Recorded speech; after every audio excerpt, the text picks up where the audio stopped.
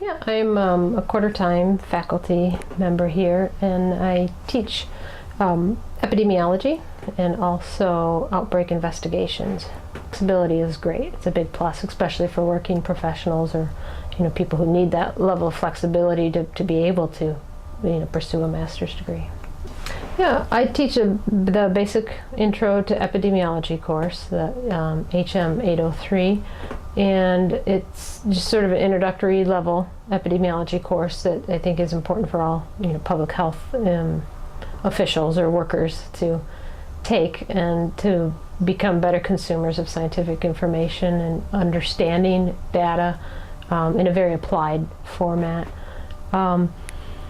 And epidemiology is my passion, so that's what I do.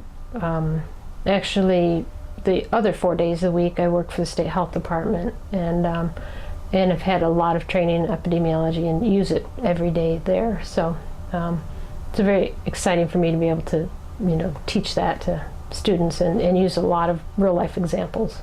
So that's fun. And my outbreak investigation course is kind of a sort of the advanced sort of step beyond the basic epidemiology course. So that's where we actually use a lot of what you learn in epidemiology, the basic epidemiology course, and see it in more detail in a lot of different settings, different types of outbreak situations, and so it's more specific. It's not just infectious disease. There's a lot of different types of outbreaks that we work through, but what I try to emphasize is that the basic epidemiology you learn in the 803 course is essential to be able to pursue outbreaks and investigations and to try to solidify some of that skill set. So.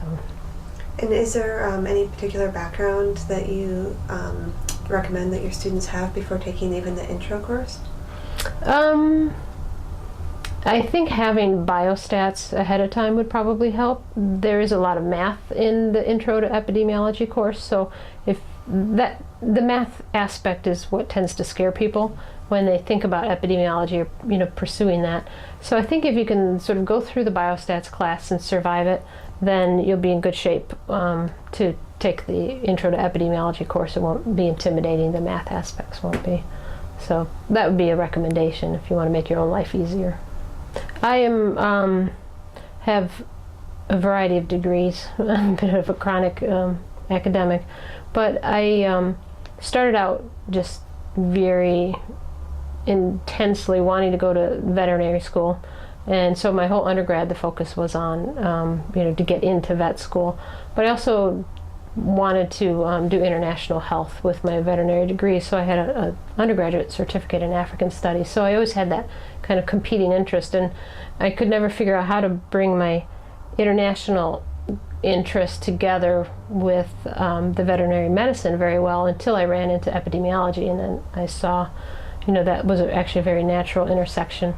And then public health, and so even before I finished vet school I knew I wanted to go on and get a master's in public health as an attempt to bring a lot of my interests together. And so I went to vet school here at Michigan State and undergrad, and then had to actually go out and get a job, and I worked for U.S. Department of Agriculture as a field vet and then as an area epidemiology officer for USDA, and then worked on my MPH in the evenings, similar structure to what MSU is now offering. It's a program designed for the working professional, or otherwise you could be fully employed and still pursue your master's degree from anywhere in the world or in your pajamas at home.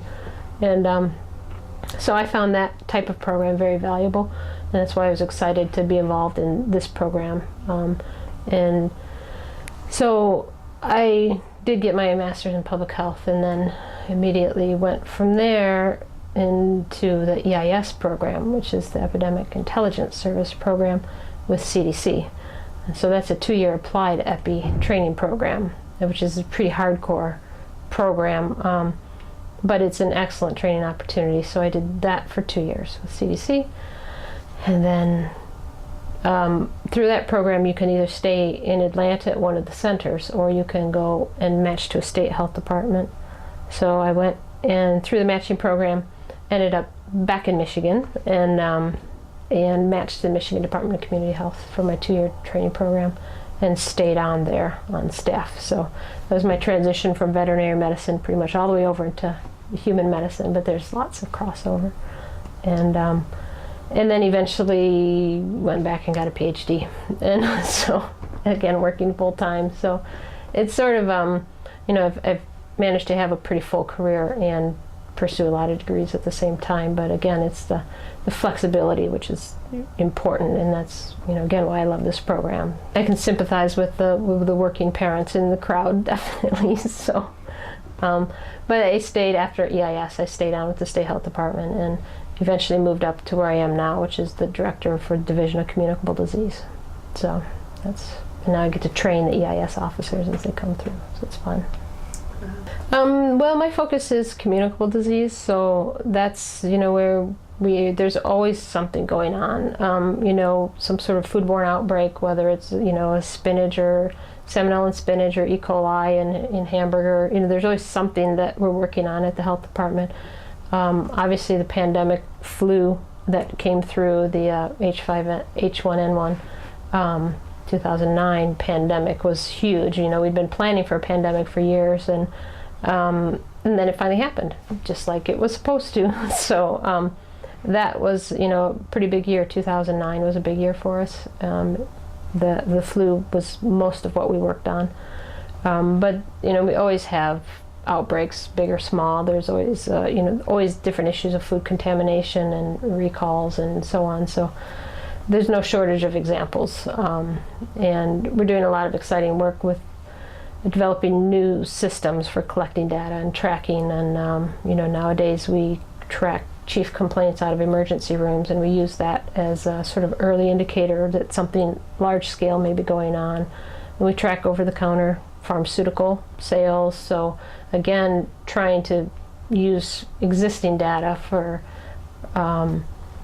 to get an indication that something might be going on, even pre-diagnostically. So before we have lab confirmation, if suddenly every anti-diarrheal in the state is purchased, then we would have a flag on that maybe there's a large-scale water contamination issue or something like that. So there's a lot of new exciting surveillance opportunities that the newer IT systems can offer to us, the new ability to share data. This field is changing very rapidly, and it's going to be important to keep up with the changes in the field so that the graduates will be competitive when they get out and they'll have been exposed to the current technologies and the current situations. So I think the basic epidemiology course will serve them well no matter where they end up, either as an epidemiologist or as a health educator, even in journalism. It will help you be a better consumer of public health data.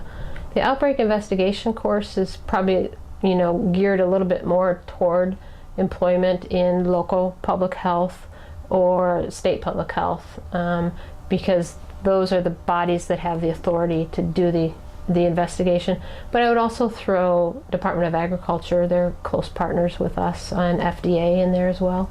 Obviously federal agencies, there's a lot of federal coordination. So I think public health at all levels would be good target employment places for the outbreak investigation graduates who have taken that course. So one of the best examples, I think, is if you ever see U.S. News and World Reports, just that national newspaper, they always have little boxes of charts and graphs and data, and they show something that's fairly startling or striking. And I think that if you've had even basic epidemiology, you would be able to look at that and critically say, oh my gosh, they, jiggered the x-axis or the y-axis to make it look horrible, when in reality you would know that it's not nearly as dramatic as they make it look. There's a lot of ways you can manipulate data, and if you have a better understanding of the fundamentals of epidemiology, then you're going to be able to be a much more intelligent consumer of data that most people, they're just going to accept it as is, but you'll be able to critique it and decide if it's a good source or not. So I think that's helpful. I think it's an exciting time. I think that public health is finally starting to get some recognition as as a very deliberate career choice. I think in the past it's something that people have sort of stumbled into, or you don't really find out about it until maybe you're already down one career path and then you hear about it later.